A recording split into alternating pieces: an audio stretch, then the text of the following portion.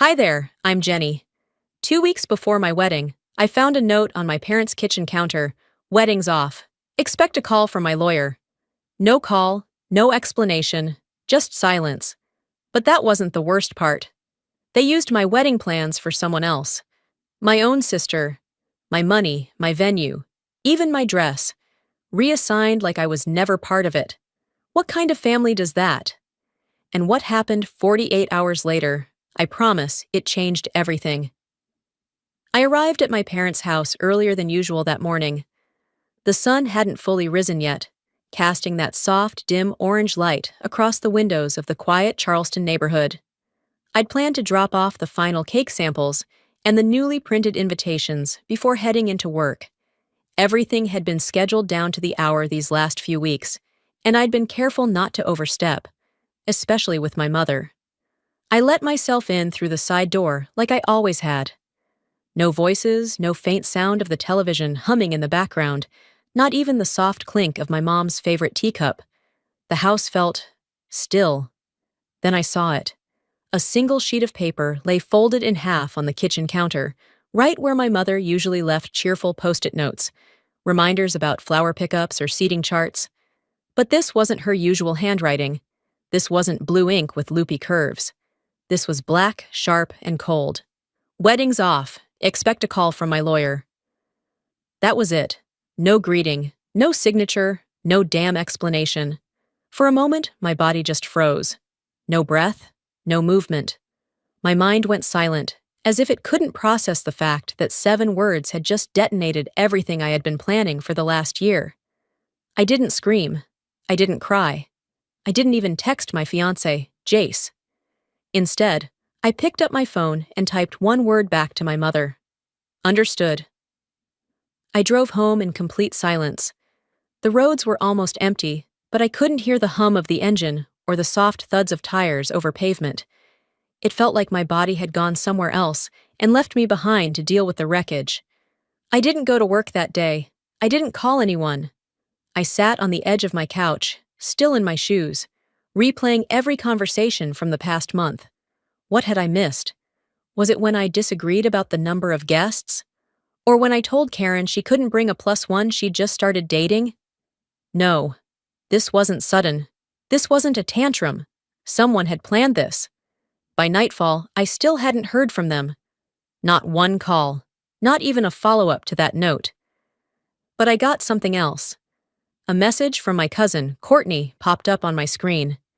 Hey, I think this was meant for someone else, but it showed up in my email. You should see it. Attached was a screenshot of a group chat titled, Monroe Family Wedding Changes. My heart pounded as I scanned the names. Julia, Karen, Lyle. They'd been planning a restructured celebration. The same venue. The same guest list. Just with Karen. Karen, my younger sister, recently engaged, was now the centerpiece of the event that was once mine. The florist's invoice had been updated, replacing my name. The photographer's new draft timeline listed Karen and Zach as the couple. I wasn't just removed. I was replaced. I stared at the screen, reading the same message over and over. Karen had even joked in one message, "At least now the photos will be cute." My mom replied with a heart emoji. My fingers trembled. My vision blurred, not from tears, but from the kind of fury that only comes when someone peels your skin off slowly while smiling to your face. The worst part? I had let them manage the venue. I'd trusted them with the deposits, the accounts, the scheduling, because they were family. Because they told me it was easier that way. Easier to erase me? I thought back to the time Mom insisted we pick a neutral dress. Something simple, she'd said, so you don't overshadow the room. Or when Dad told me he'd handle the final payment. Don't worry, sweetie, we've got it covered. But this wasn't about cost. It wasn't about preferences or logistics. This was intentional. They didn't just pull the rug out from under me. They'd wrapped me in it and dragged me out the door while replacing me with a smile. And they didn't think I'd fight back. They'd miscalculated, badly. I opened a new folder on my laptop titled, For the Record. Screenshots, receipts, messages. I began dragging everything in, one by one. No one would believe me without proof. But I wasn't doing this to convince anyone. I was doing it to protect myself. From this day forward.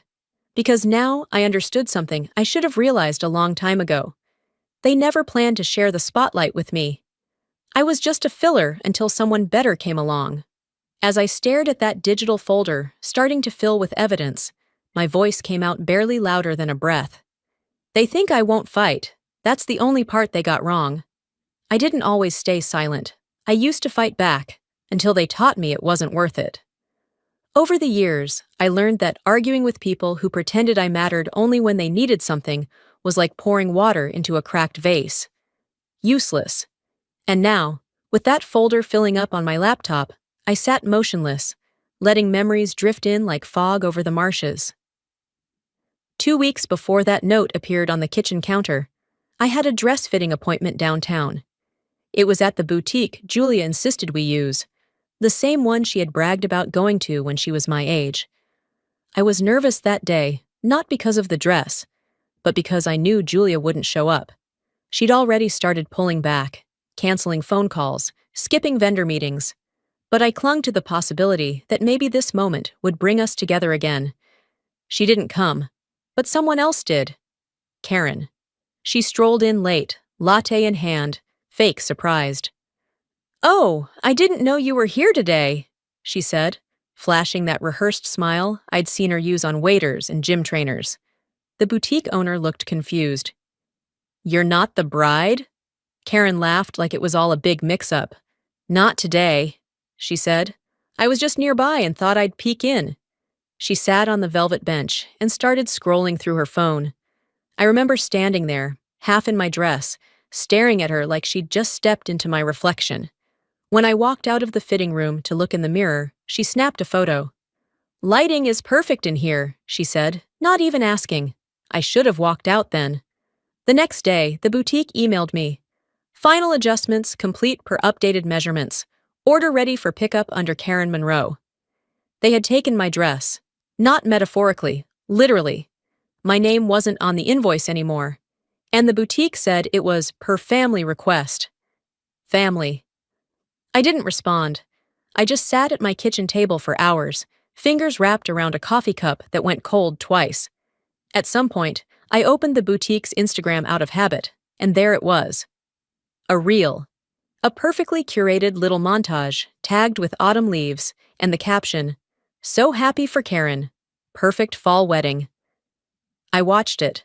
Karen walked down the aisle in my dress. In my venue.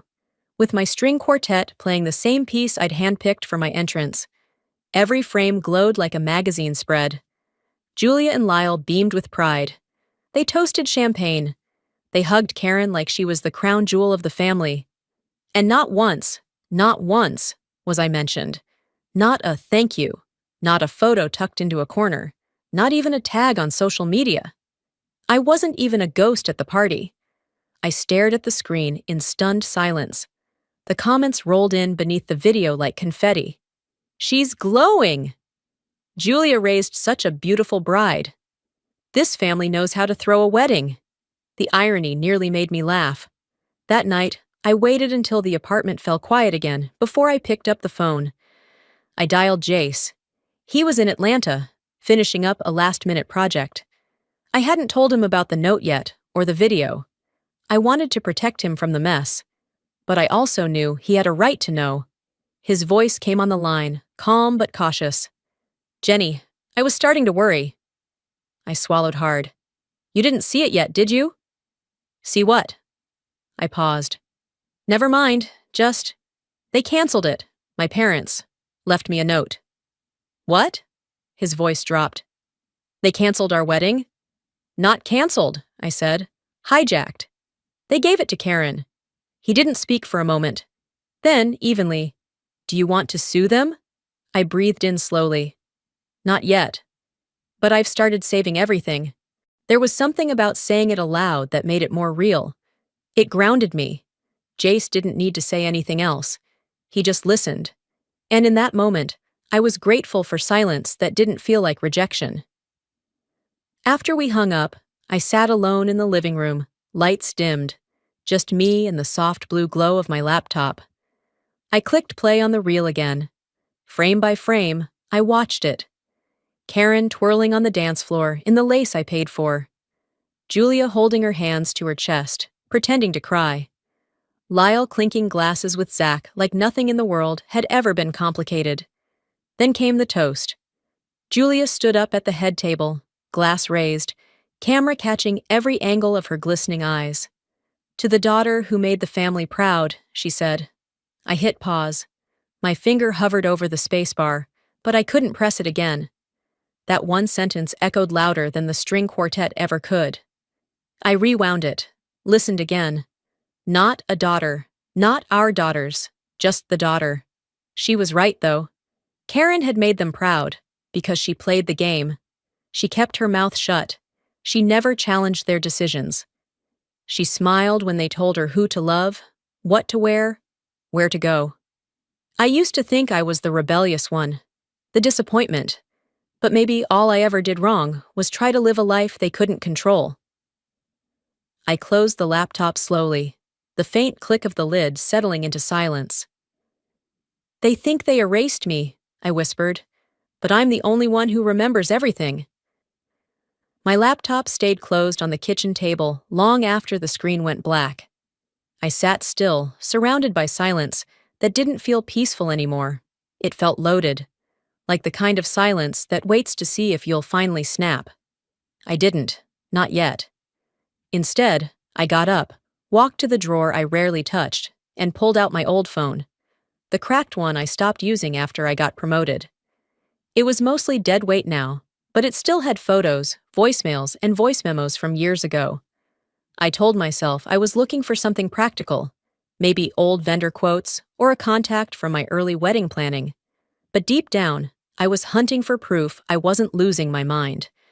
Something that reminded me this didn't come out of nowhere. I scrolled through the folders until one labeled Holiday Dinner 2021 caught my eye. My finger hovered. That Thanksgiving had been odd. Julia was unusually quiet. Karen kept going on about a marketing job she hadn't even accepted yet. Dad was glued to the football game. I remembered stepping out to take a walk around the block, needing air after Karen snapped at me for always being so sensitive. Apparently, I had left my phone recording on the table by mistake. When I pressed play, the background clinks of silverware filled the room again. Then Julia's voice. Too casual, too smooth. "She's a sweet girl," she said, and I already knew she meant me. "But she's just not like Karen, not driven, not special. She's fine." That word, fine, cut deeper than anything vulgar ever could. It wasn't rage or rejection. It was dismissal, like I was a bland wallpaper in their home. Not worth changing, not worth admiring. "She doesn't push herself. She's content, and that's okay. But Karen has potential." I stopped the recording. I didn't need to hear more. My face didn't flush. My heart didn't pound. I just sat there, jaw clenched, staring out the window as a group of kids biked down the street, laughing freely. So this was the story they'd told themselves for years, that I was fine, and therefore not worth fighting for. But it hadn't always been like that. There was a time, brief as it was, when I pushed back. Colton. 6 years ago, he had been the first person I ever let in fully. The kind of man who planned weekend trips and surprised me with used books he thought I'd like.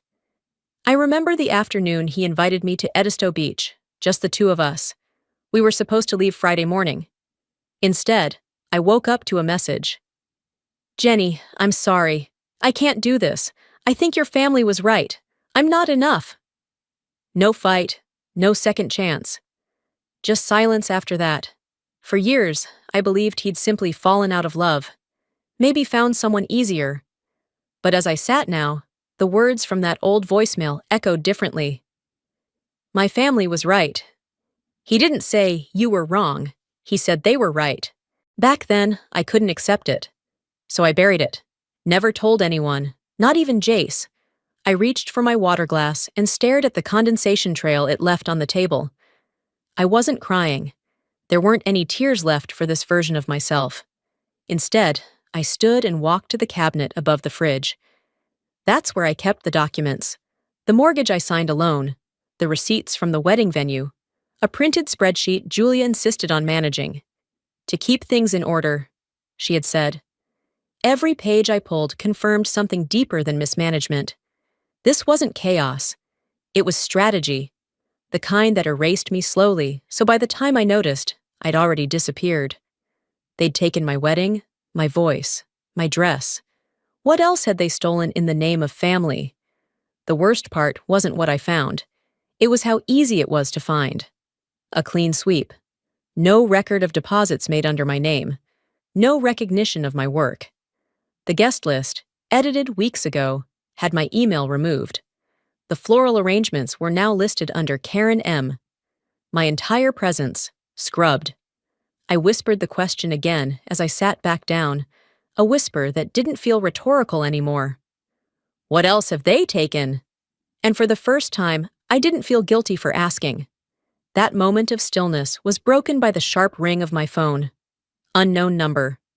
I usually let those go, but this time, something in my gut made me press accept. Jenny? The voice asked, nervous, familiar. I didn't answer right away. It's Colton, he said. I heard about your wedding, and I thought, maybe you should know more about what happened back then. The room spun slightly, not from surprise, but from recognition. This wasn't a ghost returning. It was a piece of the puzzle I'd never been allowed to hold. I leaned forward, pressing my palm to my forehead. A familiar ache built behind my eyes. I kept my voice calm. I'm listening. Colton didn't hesitate once I said I was listening. She threatened me, Jenny. I didn't know what else to do. His voice cracked, but I didn't speak. I needed the full story, not comfort. She didn't just tell me to back off.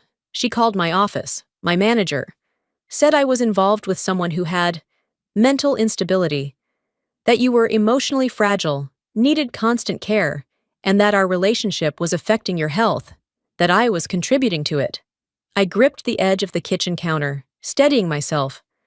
My knuckles ached from how tight my hand clenched the phone. I said nothing, but inside, something collapsed. Not like a building that falls, more like a dam that quietly cracks, piece by piece, until the flood becomes unstoppable. She said if I really loved you, I'd walk away so you could focus on yourself. And I believed her. I thought I was doing the right thing. He paused. I could hear it, the regret, the weight he'd been carrying all these years. I'm sorry. I know it doesn't fix anything. I nodded, even though he couldn't see it. My voice came out calm, nearly flat. It doesn't, I said. But thank you for telling me. We exchanged no goodbyes. I hung up, placed the phone on the table, and stared at the window, where the streetlight outside glowed over empty pavement. Then I picked up my own thoughts like shards on a tile floor, fitting them into something resembling a timeline. The pattern was clear now, not just in hindsight, but in cold, deliberate detail. Control. Julia didn't just block my path, she bulldozed it and then told me I had no sense of direction. The next morning, I sat at the kitchen table with my coffee going cold. My fingers hovered over Jace's contact. He hadn't reached out in days, and I'd been grateful for the space. But now, I needed answers only he could give. When he picked up, his tone was cautious. Hey, he said. I need you to be honest with me, I said, and I need you to do it now. There was a pause, just long enough for me to imagine him sitting on his couch, hand on his forehead, like he always did when he felt cornered. I know what this is about, he said, and you're right to ask. He told me about the day he went to my parents' house, months before he proposed. She called me into the sunroom. Your dad wasn't there. She had a folder, said it was something to help me make the right choice before the engagement. He sighed. Inside were copies of your old credit statements from years ago, notes about your panic attacks after college, even your ER bill from when you fainted at work. She told me she kept them for emergencies. And the prenup? I asked. Jace hesitated. She had one drafted. Said it was just precaution. To protect the family's assets in case things didn't work out. Did you sign it? No, but I also didn't tell you. I didn't want to cause a rift. A rift. As if there hadn't already been a canyon. Thank you, I said, and ended the call before I said something I couldn't take back. I stood up, walked into my bedroom, and pulled the small metal box from the back of my closet. Inside were the documents Julia had always said to hold on to, just in case. The venue deposit confirmation. It had my name on it. The floral arrangement invoice had come through my nonprofit's account, the one I opened 5 years ago. And at the very bottom, folded neatly in a cream envelope, was the budgeting agreement she'd handed me 2 months ago. I had signed it without much thought. Back then, she said it was to help keep expenses organized. What I held now, though, was no budgeting guide. It was a contract, a silent transfer of assets, a neat little tool to move things out of my hands and into Karen's. I stared at the signature line. Mine. Above a line that said, Authorized financial reassignment for family redistribution purposes. They didn't just cancel my wedding, they reallocated my life. I returned to the living room and dropped the papers on the table. I didn't cry. I didn't scream. But I moved with a new kind of focus, one I hadn't felt in a long time. I opened my laptop, created a new folder, and labeled it Restitution. Then I opened my email. To Julia.Monroe. Subject: This ends now. The body was short, sharp, precise. You've taken enough from me. If you continue, I will take back everything. Legally, publicly, permanently. Consider this your last warning. I clicked send.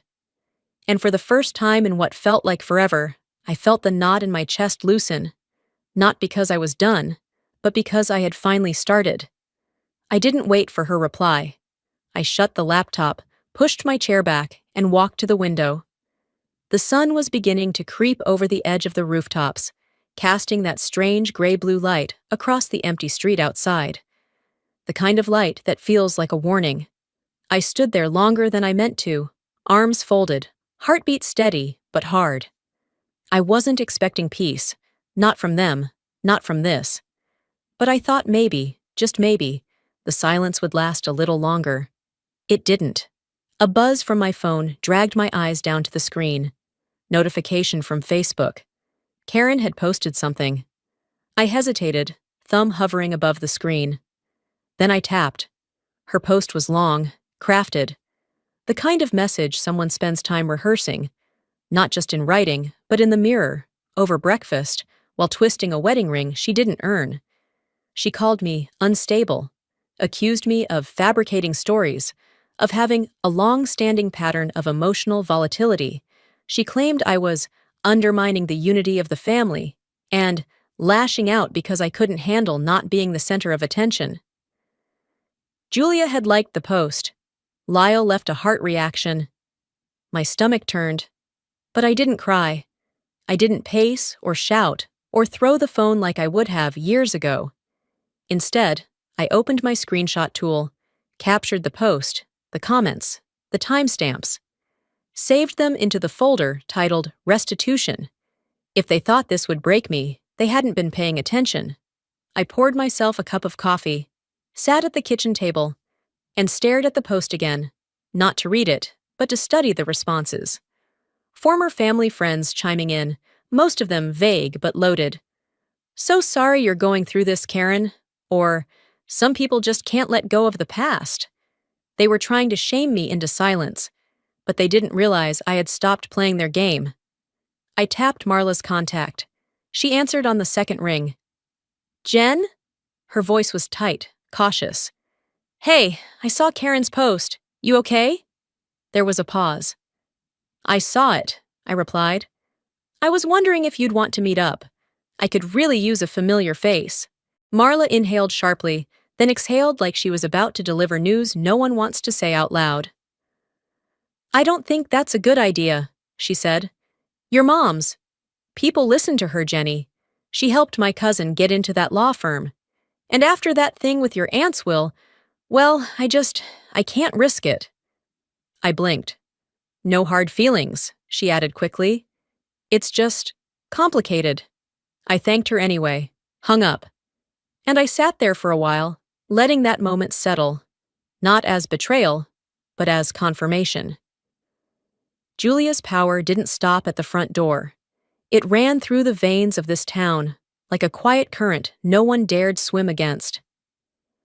I took my time that afternoon, did the dishes, cleaned the bathroom, watered the succulents by the windowsill, let the silence stretch, not out of avoidance, but because I needed the space to think without their noise. At dusk, I picked up the phone again. This time, I called Karen. She answered like she'd been expecting it. Finally decided to talk? I'm only going to say this once, I said, keeping my voice low and even. Take down the post. There was a beat of silence, then laughter. Not the amused kind, the mean kind. The kind she used in high school when she knew she had backup. You can't seriously think anyone believes you now, she said. You sound paranoid, just like Mom said. I'm not asking for belief, I said. I'm asking for space. If you keep this up, I won't stay quiet. And I won't just defend myself. I'll dismantle every version of this family you're clinging to. Is that a threat? She snapped. No, I said. That's a boundary.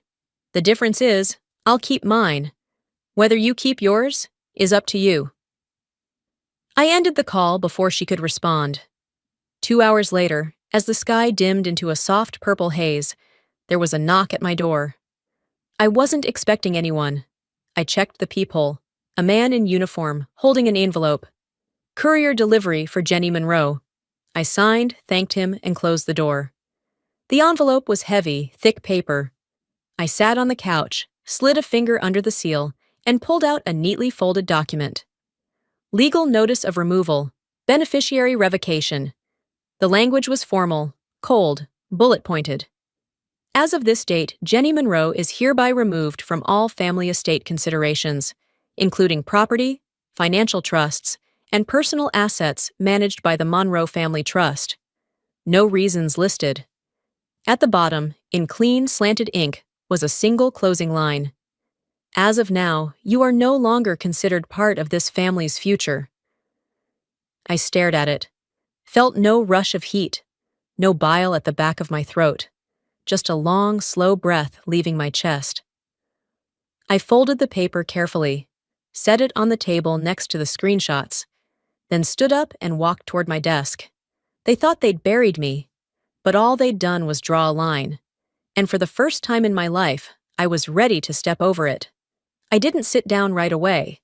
My legs carried me to the cabinet across the room, the one I'd avoided opening since last winter.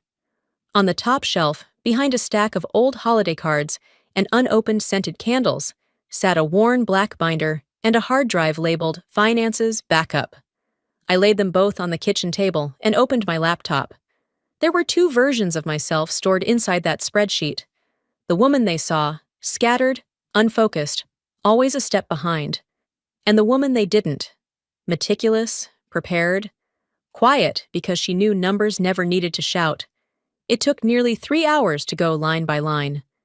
I revisited every Venmo transaction Karen ever requested with the word urgent, every bank draft where I covered their utilities, just until Dad's bonus clears, every florist receipt from the venue they claimed I hadn't paid for. By the time I was done, the total sat just above $38,000. I printed the pages, slipped them into plastic sleeves, and filled the binder. Then I labeled it Ledger of Record. I wasn't building a case. I was building a wall they couldn't pretend not to see. Around noon the next day, I stepped out for a walk, just to clear my head. I didn't get 2 blocks before my phone vibrated. Login failed. Shared Dropbox folder, Monroe Family Planning. Another buzz followed. Access revoked. Joint house account. I stopped in my tracks. The sidewalk felt narrower somehow. The world didn't tilt, it just clarified.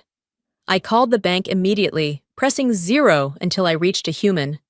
I need to confirm activity on an account I co-managed, I said. giving the details flatly. The rep pulled it up. There was a change submitted last night. A power of attorney form from Mr. Lyle Monroe, revoking your co-ownership. Was it notarized? Yes, ma'am. Then you'll need to see my file, I said. I'm sending over documents now. Until you sort this out, freeze the account. That money is in dispute. She hesitated, but my tone didn't. Within 20 minutes, the freeze was confirmed. I didn't feel triumph. I felt something sharper, like setting a bone that had healed crooked and finally snapping it into place. Back home, I made another folder. Titled it, In Case of Public Denial. Inside it went everything that proved my version of this story wasn't a narrative. It was a timeline. Text messages from Karen promising repayment. Email threads with Julia discussing shared costs. Digital contracts signed under my name for venue services, now credited to them. I didn't plan to post them, but I wanted them ready. People like my family didn't fear confrontation. They feared being unmasked, not with emotion, but with receipts. And that was the one thing I'd always kept. I closed the laptop, stood up, and made tea. The act was simple, mundane even, but it steadied me. My hands didn't shake as I poured. My breath didn't hitch when I sat back down. I wasn't waiting for them to fix it anymore. I wasn't even waiting for justice. I was laying brickwork. At 8:17 p.m., my phone rang. It was an unknown number, but I recognized the area code, my old banker's office. I answered on the second ring. Ms. Monroe? Yes. This is Allison from McAllister Financial. I think it would be best if you came in tomorrow. We received a document this morning. It lists your signature, but something about it didn't sit right with me. What kind of document?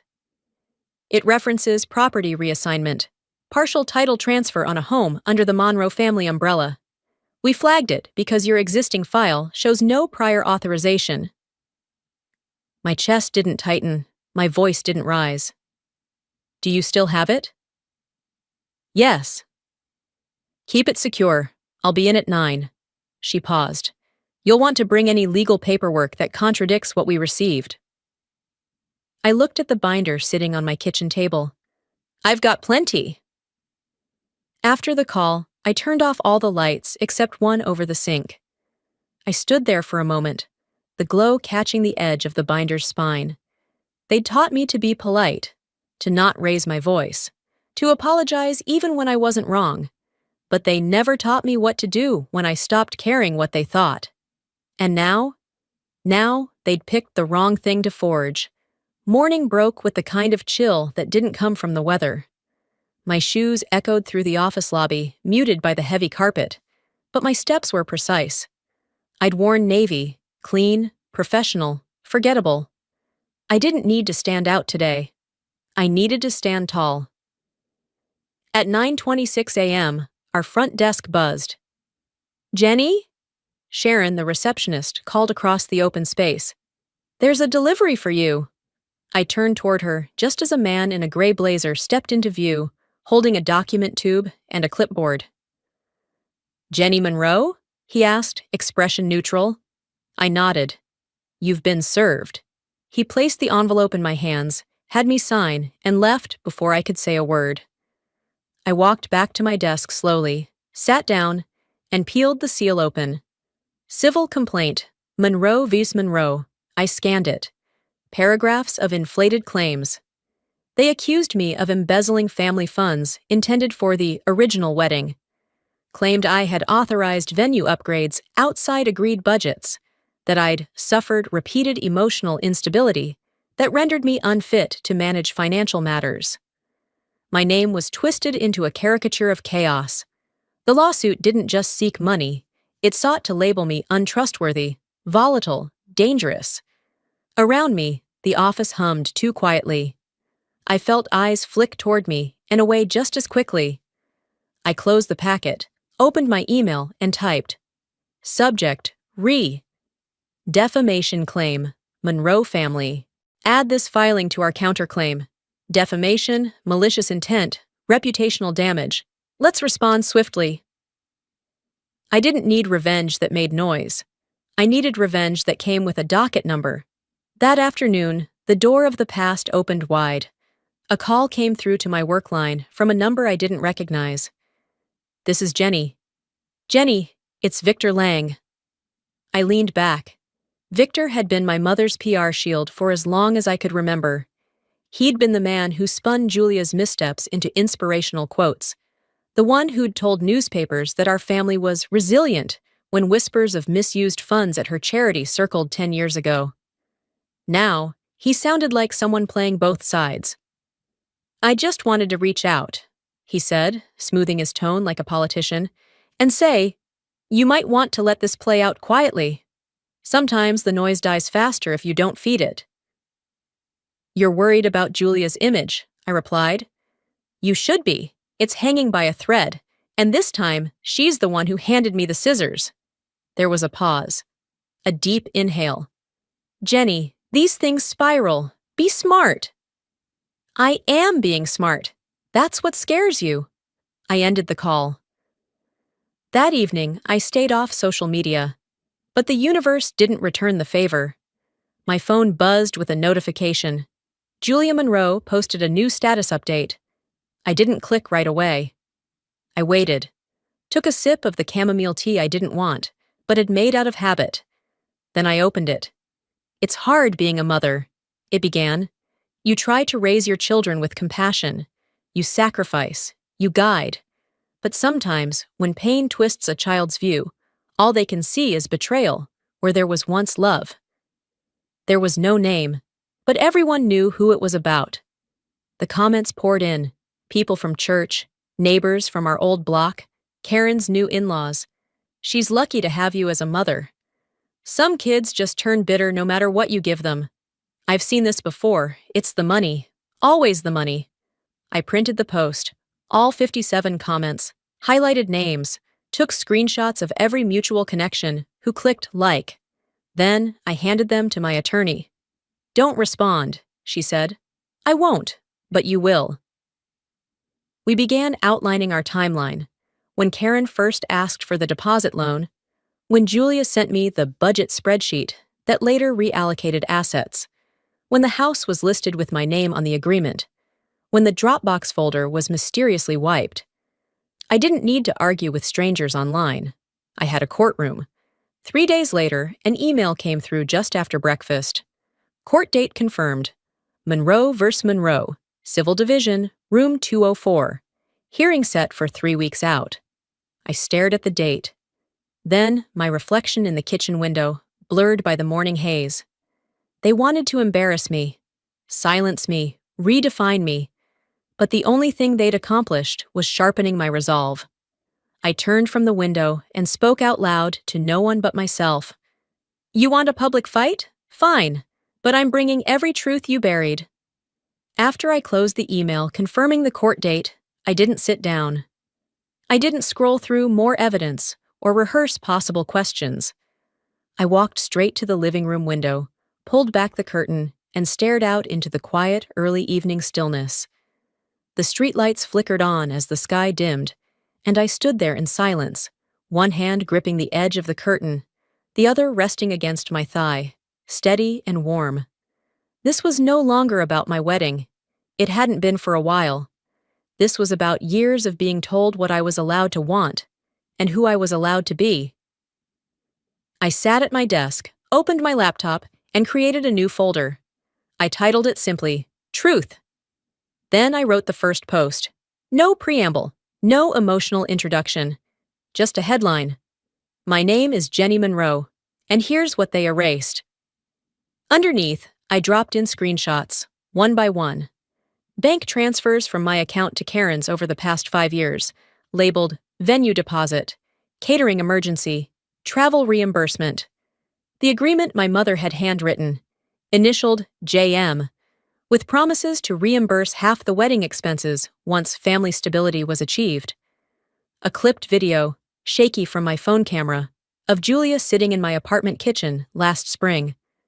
Her voice low, sharp. If you love him, you'll sign it. If you don't, you'll destroy everything we've built for you. Do you want to be another mistake?" I added the Venmo trail. The florist invoice with both our names, but only my signature. the guest list with red lines over my friends' names. No commentary, no hashtags, just cold, careful documentation. I hit post and turned off the screen. When I woke up at 6:20 the next morning, the thread had been shared over 3,000 times. Comments rolled in faster than I could read. Strangers, former classmates, quiet supporters, who had watched from the sidelines for years, and people asking questions. Why would a family do this to their daughter? Jenny, you're not alone. This is what generational manipulation looks like. At 7:02 a.m., my phone rang. I didn't recognize the number. I picked up anyway. Jenny, Karen's voice said, brittle and shaking. What the hell are you doing? I'm telling the truth, I said simply. You've made Mom look bad. You've made all of us look damaged. I waited. You think the internet is going to fix this? She hissed. You think they'll love you for tearing us apart in public? No, I replied calmly. I think they'll understand that I stopped letting someone else define me. There was silence. Then I added, she tore us apart behind closed doors. I just stopped pretending it didn't happen. I ended the call, then blocked the number. By noon, my lawyer called to confirm we were ready to submit the final counterclaim. I added the new evidence, she said. Are you sure you want to include the notarized statement from the accountant? Yes, I answered. She was complicit. She gets named. That document had been a surprise. An old family accountant had come forward quietly after reading my post. She had resigned years ago, citing health reasons. In her notarized letter, she confirmed that Julia had rerouted donations meant for a charity account, set up under my name, into a separate trust controlled solely by her and my father. She included dates, transfer logs, even scanned copies of altered receipts. This wasn't just an ugly divorce from my family. It was financial fraud, on paper, in ink, and all of it had my name tied to it, without my consent. The updated counterclaim listed breach of fiduciary duty, financial misrepresentation, emotional distress, unjust enrichment. We printed it on ivory stock and had it hand-delivered. I didn't check Facebook again that day. But that night, as I lay in bed, my phone buzzed once more.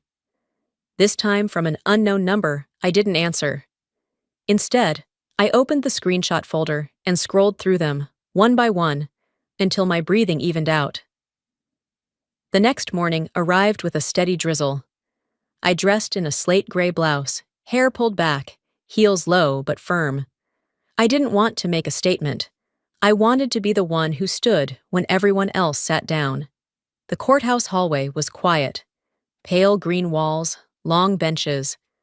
Karen was already seated near the far end, her lawyer beside her. She looked up when I entered, but said nothing.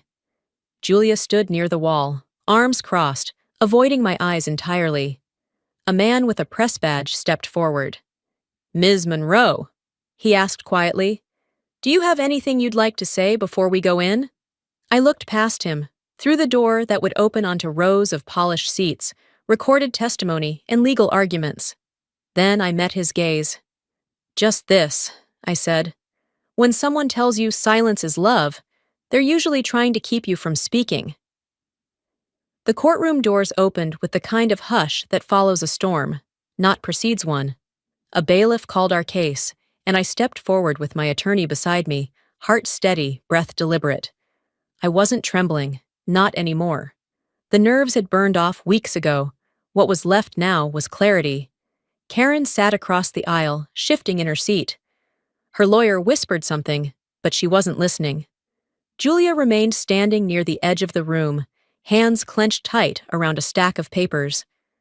Lyle was there too, though he seemed more like a figure propped up than a participant. He avoided my gaze the entire time. The judge, an older woman, with hair pulled tightly into a bun and a voice that brooked no posturing, asked both sides to keep emotions out of their presentations. This isn't a reality show, she said bluntly. It's civil court. Facts, please. I let my lawyer do most of the talking. Contracts, transfers, recorded conversations. We submitted everything. When it was their turn, Julia's side attempted to argue emotional instability, to which the judge raised an eyebrow and asked for clinical documentation. None was provided. By the end of it, there were no slammed gavels, no dramatic gasps. The ruling was measured. Independent audits to be conducted. Jenny Monroe granted temporary legal authority over disputed funds, and all remaining property matters to be resolved through civil mediation. When it was over, Julia didn't speak. Karen stormed out. Lyle followed without looking back. I didn't smile. That wasn't what this was for. This wasn't about walking out victorious. This was about finally standing. 2 weeks passed before I returned to the Monroe house, what used to be home. I arrived unannounced, mid-afternoon, holding a manila folder with the final settlement papers and the release form removing my name from the deed. The front door wasn't locked. I walked through, my heels soft against the hardwood floors. The hallway smelled the same, lavender and furniture polish, but it didn't feel like it belonged to me anymore. I paused in the kitchen, ran my hand along the edge of the counter where I used to help bake pies for Thanksgiving. Passed by the staircase I once sat at during high school arguments. Stood at the doorway of my old bedroom and barely recognized the girl who used to cry into her pillow every time her mother told her, "You're just too much." Nothing had changed. Everything had. I placed the folder on the kitchen table. Then I pulled my old keys from my coat pocket, set them gently on top. I didn't knock. I didn't wait for anyone to find me. I just stepped out and let the door click shut behind me. A few days later, a plain white envelope arrived at my apartment. No return address. Inside was a personal check. The memo read, "Reimbursement for dress, venue, and emotional damages." The amount? $31,320, an exact match for what I'd tallied in one of my earliest spreadsheets. No note, no apology, just the check. I didn't cash it. I framed it. Underneath the glass, on a small brass plate, I had engraved, "Proof that they knew." It didn't make me whole, but it told me I hadn't imagined any of it. Another week passed before I heard from Marla again. Her name popped up on my screen during a quiet Friday morning at a cafe by the river. "I saw what you did," her message read. "If you ever need a partner for what's next, I'm in." I took a sip of my coffee, watching a pair of ducks skim across the surface of the water. My laptop was open, cursor blinking on a new document titled Monroe and Wells, Advocacy and Legal Planning for Women in Crisis. The idea had been brewing ever since the courthouse, because for every woman like me who found her way through the noise, there were 10 more still stuck inside it, wondering if they were the problem. I set my mug down, typed the first sentence of the mission statement, then stopped to read it back aloud. "Freedom isn't loud," I whispered. "Sometimes it's just the sound of no one calling you back." And that, more than any verdict or headline, was the ending I'd been waiting for. Sometimes the hardest battles aren't the ones fought in courtrooms or over dinner tables. They're the ones where you finally choose yourself over being accepted. If there's one thing I've learned through all of this, it's that family isn't built on silence or submission. It's built on respect, accountability, and the freedom to speak your truth, even when it shakes the room. I didn't win by hurting them. I won by stepping away, by reclaiming the parts of me they tried to rewrite. And maybe that's the real lesson here. Closure doesn't always look like justice served in headlines. Sometimes it's just peace, and a quiet morning where no one's trying to control your life anymore. What about you? Have you ever stayed silent to keep the peace, only to realize you were sacrificing yourself in the process? I'd love to hear your thoughts. If this story resonated with you, drop a 1 in the comments or tell me where you're watching from. And if it didn't sit right with you, let me know why. I'm here to listen. If you'd like to hear more stories like this, real, raw, and deeply human, make sure to subscribe to the channel so you don't miss what's next. You deserve to be heard. Let's keep the conversation going.